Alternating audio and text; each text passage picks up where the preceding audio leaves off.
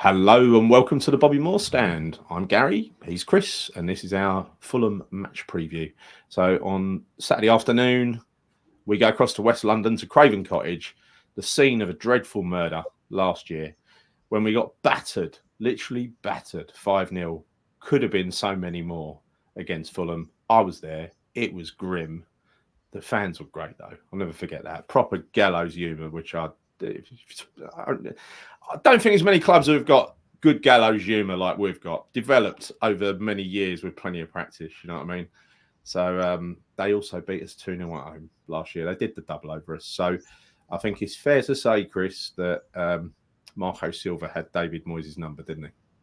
Yeah, I don't know why I'm laughing so much. I don't know if it's because certainly not because we lost, but maybe it's because I remember when you went to that 5-0 loss. I think that's what it was. But It was an upside, right? I got to spend a day with Dodsey. I was texting him to find out where he was, only to find out he's standing right in front of me, and he's like 6 foot, God knows what, right? You can't miss him. He's a big tree of a man, right?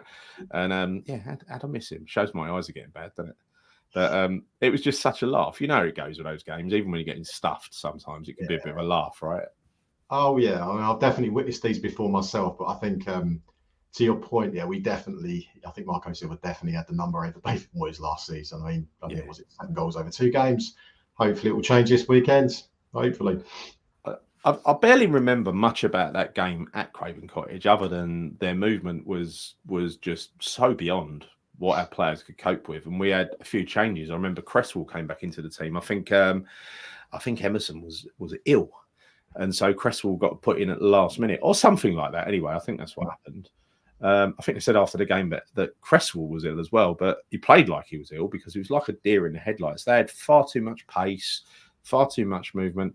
We had Zuma struggling to stand up. You know, he got taken off, replaced by Bonner eventually. That's a great, that's how bad a situation we were in at the time. Yeah. But I do remember it as well because, and again, I try to stay away from mentioning our former manager on here, but there was one particular thing that stuck in my craw at that game, and that was at the end there were a small handful of players who really gave it their all. I'd say Sufal was one of them. Suchek was one of them. There were a few, right? A few players that come on that gave every ounce of effort they had to try and make it stay respectable. 5-0 ain't respectable, but 7-0 would have been an embarrassment, right? And it could have been. Yeah. They saved that, these players. So they got a deserved round of applause at the end. And I remember suddenly from this throng of players that we were clapping appeared the head of David Moyes. I remember clapping. this.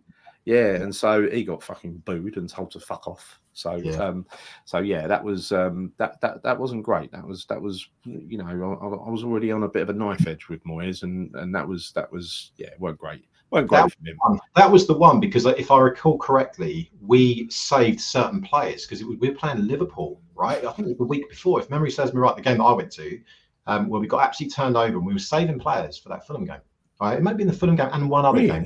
I think we were trying to rest some players leading up to that Fulham game because it was just after Christmas, wasn't it? Or was it before Christmas? Can't remember. I'm afraid to look, to be honest. I don't want to relive it. But that's the thing, right? Because we had, a few successive absolute thumpings. Obviously, Liverpool being one of them, Fulham being another. And I think that really was the icing on the cake. That really was. But look, I mean, hopefully this weekend, it's going to be all about a bit of revenge because I think we need to after that. 7 goals against Fulham, that does not look good. And we need to kind of correct that. We really do.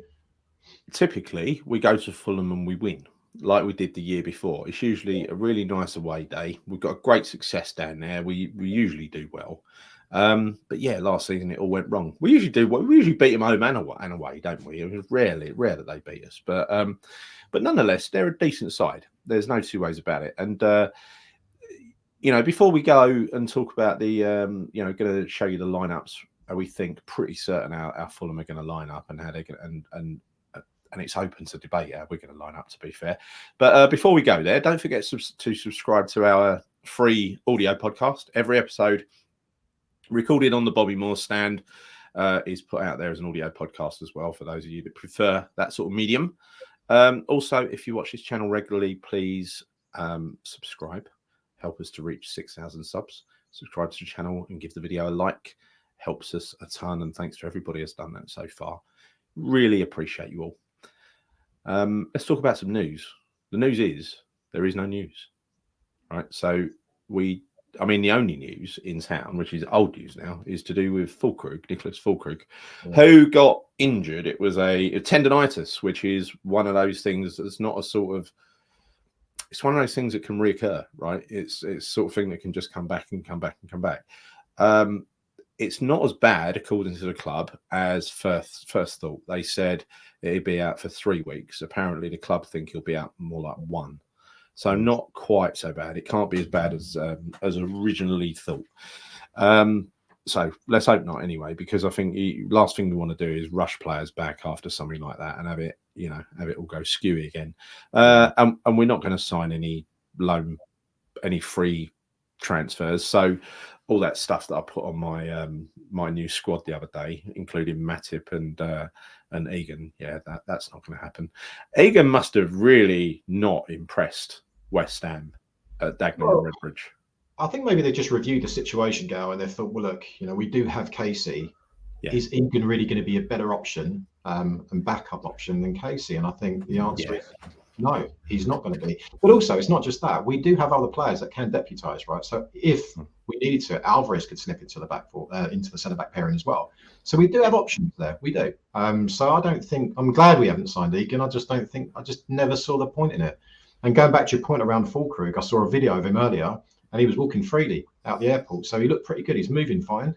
I think initially, as you said, they did think he was going to be out for quite a spell. I don't think he will. Probably 1, maybe 2 games, and he'll be back again. So that's obviously a bit of good news, because we have a nightmare with striker injuries, don't we? We always do.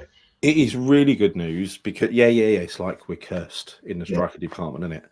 But we're going to talk at length about who we think is going to play for West Ham, who's going to start for West Ham on Saturday, because there are options. And look, if this was last season, Antonio, who just played, he finished playing early this morning, right? Yeah. This is Wednesday night now. Finished playing this morning. He's played 2 international games. He's got to fly all the way back. We know from previous experience that he is crap for 3 weeks after flying around the world, right?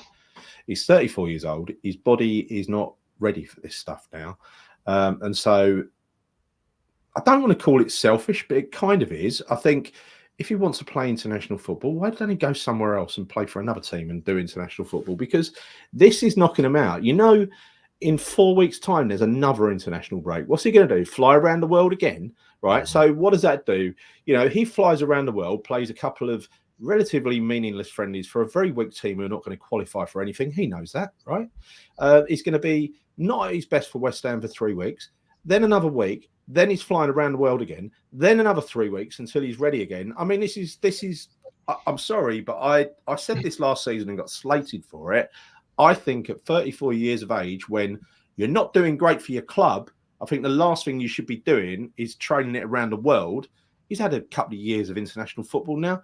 Does he really need it? I mean, it ain't for money, is it? I mean, it's not for prestige, is it? He's already, how many more games you play with Jamaica? How much more prestigious can you get, right?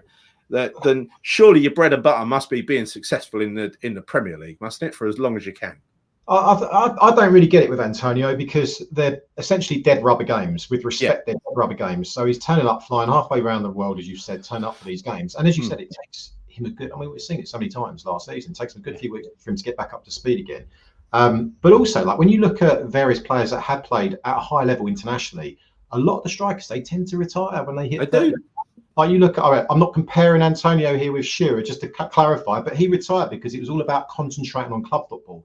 And surely I think Antonio needs to be at that point now where he's thinking, do you know what? My body's not what it was. I need to give it all for West Ham, rather than really spreading myself thin, playing internationally for Jamaica in God knows what country, and turning up at West Ham 24 hours later and trying to get into the lineup. It's, for me, I think he needs to kind of put that to bed now.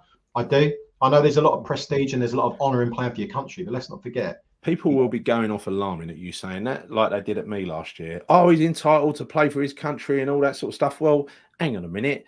Had he been brought on from the substitutes bench, he wouldn't have been playing for Jamaica. He'd have been an England international, right? So, I'm sorry, I don't fall for all that that emotive nonsense. I think now we pay his wages. West Ham pays his wages. I think he should be just retiring from international football. Also, those pitches that they play on, some of those in like for Jamaica and whatever, they're like ploughed, farms, and they're not proper high quality surfaces that he's used to playing on, right? So I don't get it. Why would you risk yourself like that, right? So I know people have a go at Antonio just for being Antonio. I'm not one of them. I love Antonio. He's done some great things for us, but his form is well off with us. Yeah.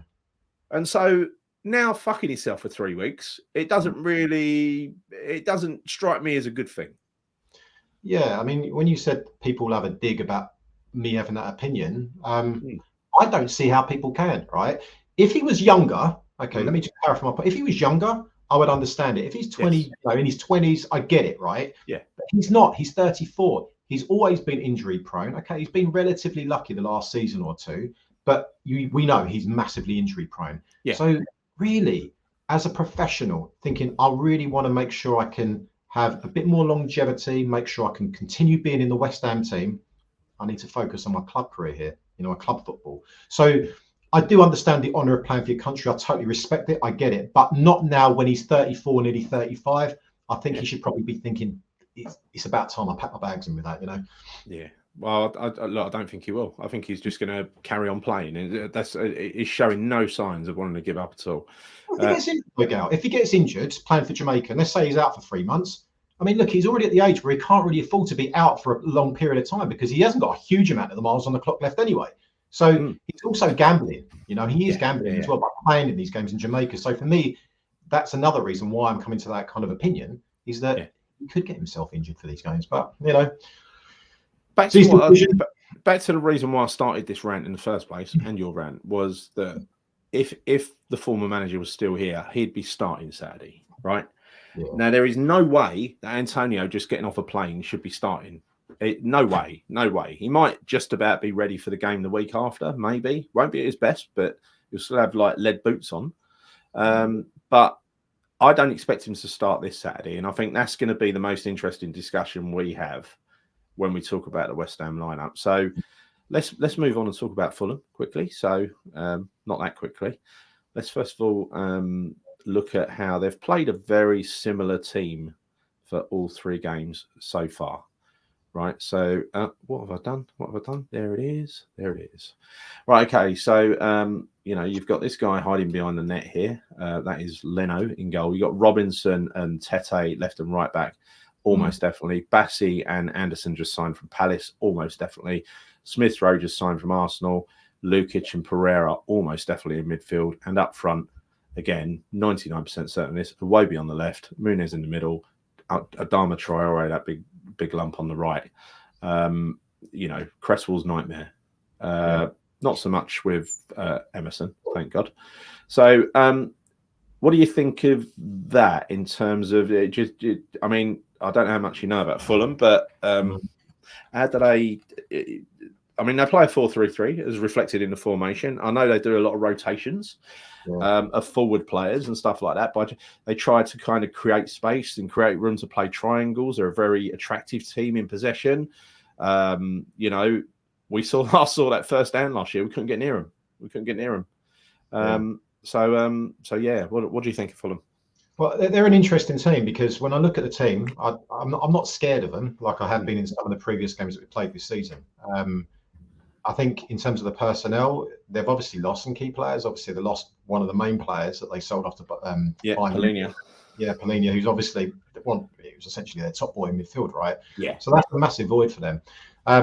The players that really scare me, I would say, Adama Traore always does. I know he can't hit a barn door, but he's always a threat with his pace and his strength. So how we deal with him on that left-hand side will be interesting, but I don't think that's a major threat.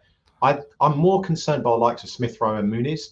Muniz has got that ability to pop up and score some really decisive goals, and he's done that on quite a few occasions. So those would be my concerns in that team. Defensively, I think Tete at right back is a good player. And obviously Anderson, although having said that, when he was at Palace, he was prone to making quite a few mistakes. He likes to play it long. That's his game, right? So to answer your question, I'm not massively concerned by them. But that being said, they've had some decent results as well, right? So they drew with Ipswich last game. They've beaten Birmingham in the cup. They beat Leicester, a game which they, from what I read, they absolutely dominated, and then they very narrowly lost to Man United. So they're on a decent run, right? I mean, they're giving as good as they get. So I don't necessarily think this is going to be a walk in the park for us. No, it definitely ain't. No. Yeah. That being said, and we'll come on to predictions a bit later, I do expect that we're going to win this game. I'm supremely confident we will. But yeah, that's my thoughts on Fulham. It's not going to be like it was last season. No way. It's not going to happen. Touch wood. Look, it can't. We were so weak last year. It was one of those games where they just ran through our midfield and defence. There was no one there, right? We were even weak over on where we're usually pretty strong with Emerson at left back. It was Cresswell this time, so everywhere was weak. Soufal was vulnerable. Zuma had an absolute nightmare. It was horrible to watch, right? So most of those players that were at the heart of that problem of that 5-0, they've gone and they're not there anymore. They won't play. I think the only ones that are going to be a constant would be the three front boys. It'd be Paqueta, Bowen, and Kudus. I think that's probably going to be. They're all playing. Yeah. I think even Emerson was missing for that, if I remember rightly. That Fulham game, I'm sure he was. So, I think you could see, two-thirds of the team different to what they played last season. I think Anderson as well, they're not averse to playing. They like to carry the ball out of defence. And quite often, it's interesting you say that Anderson is prone to mistakes because quite often that is where they get caught, where they're trying to play it out of defence and they get a little bit sloppy. I would think they're not averse to playing a long ball, in which case that must be why they brought in Anderson, to give them that option of pinging the ball, because he was great at that at Palace, wasn't he? He was their main man. So maybe add a little bit of versatility to their game.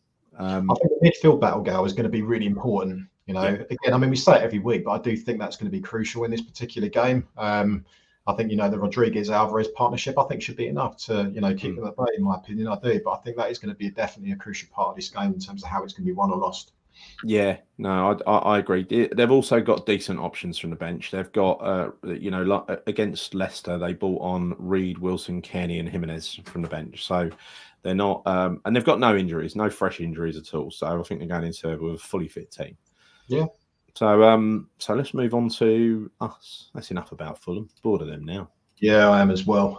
Let's talk about us now. This is off the top of my head.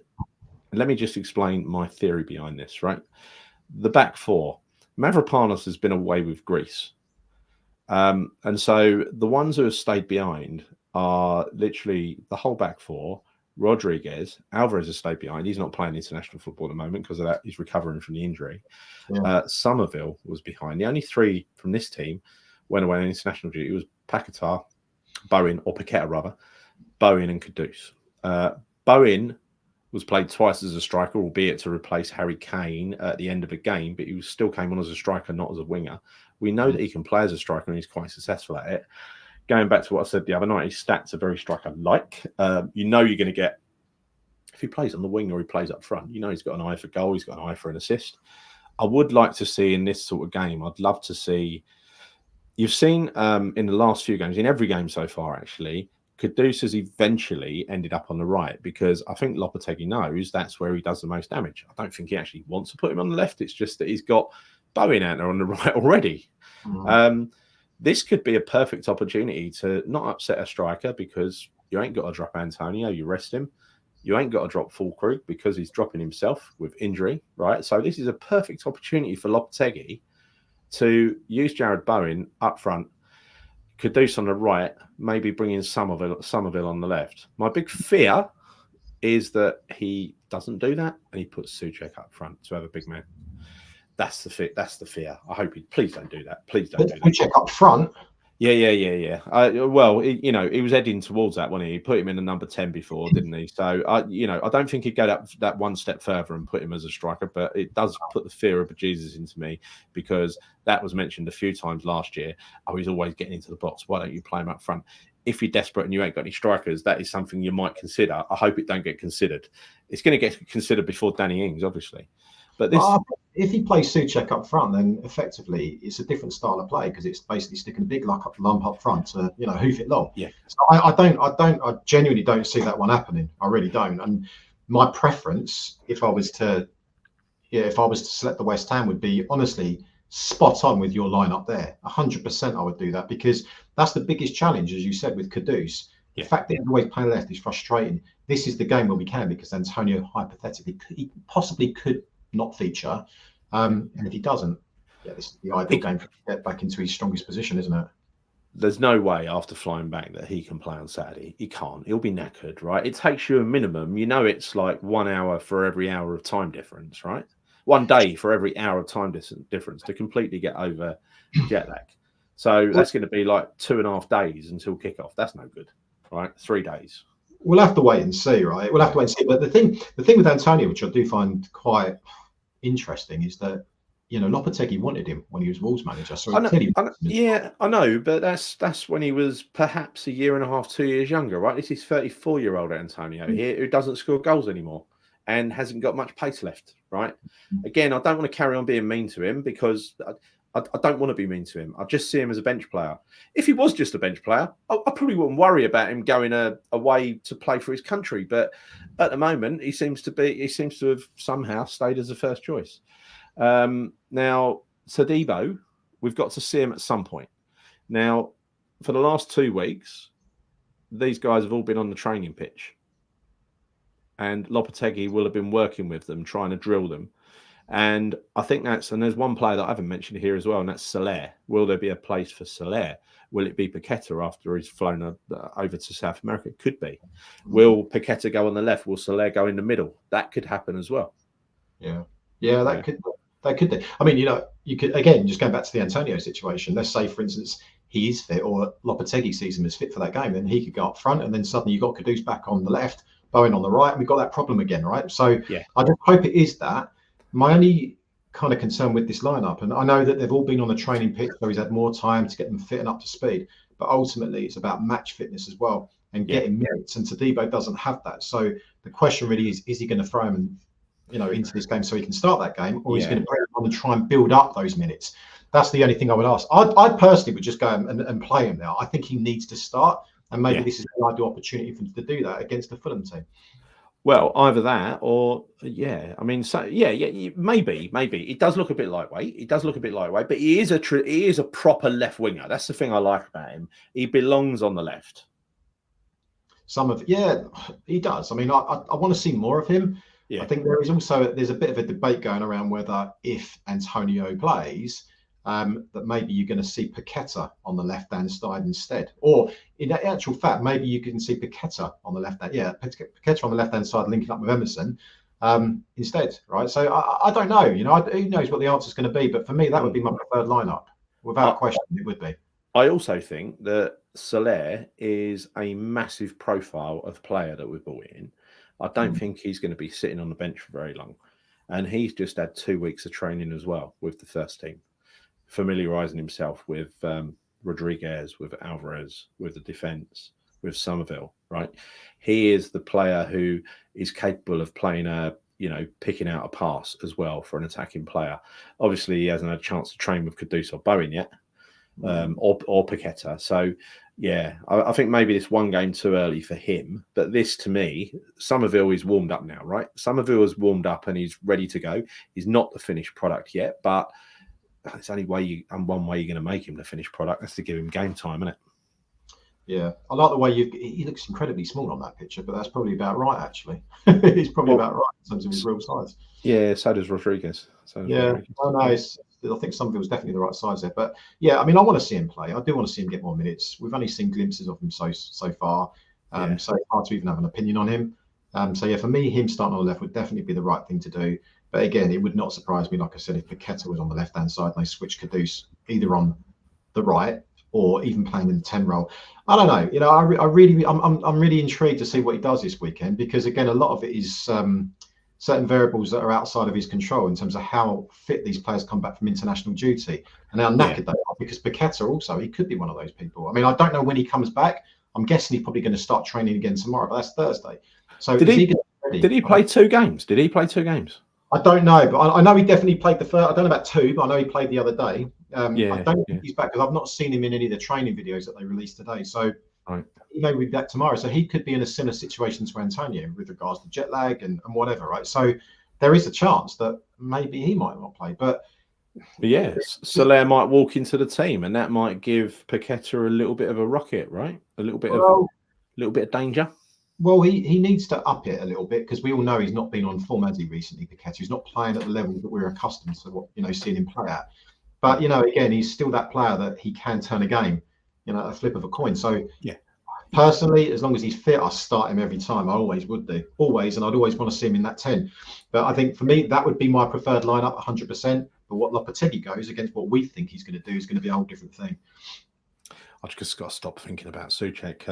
I can't think how Souček fits into this team now, to be honest. He doesn't now. He doesn't fit into that team, because if we want to go out and attack teams now, that you're not going to drop Paqueta if he's fit. You're not going to drop Kudus. You're not going to drop Bowen. Left. I mean, I don't see how unless you put Paqueta on the left-hand side instead of Summerville and play Souček behind Bowen, which could be another option. I bloody well. Yeah. That's what worries me. That's what worries me is exactly what you just said. Is that you use him not as a main striker, but as an ancillary striker, because he even did that with Fulkrug, right? Yeah. He had Souček on there with Fulkrug, and they just got in each other's way.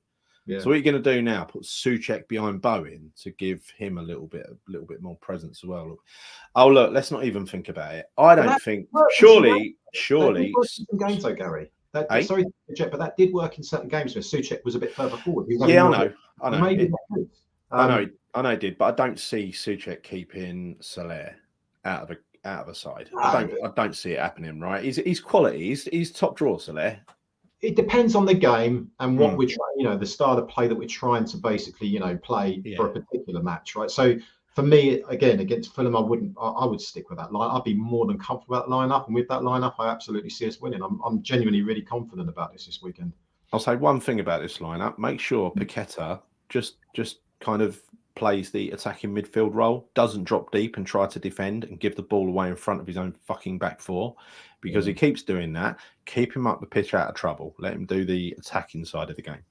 He shouldn't need to, though, really. When you've got Rodriguez and Alvarez sitting behind you, he should have the license to move further forward and roam in that 10 position. He should be the conduit, the link up between those two holding midfielders and our striker, whether that's Bowen or Antonio or whoever. He should always be that guy. So that's where he's most impactful and effective. Why the hell he would drop deeper than that?